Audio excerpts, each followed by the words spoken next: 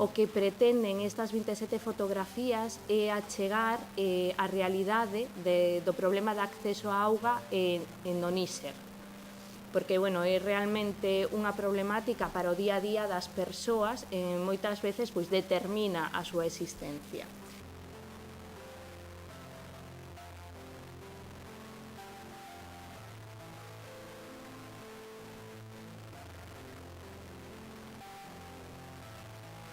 A auga representa a vida, a saúde,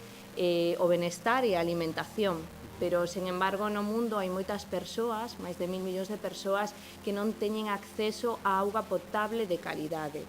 e que tamén hai pois, ao redor de 2,5 millóns de persoas que non teñen acceso a un bo saneamento.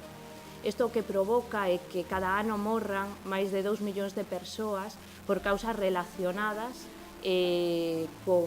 con enfermidades relacionadas por non ter acceso á auga e a saneamento.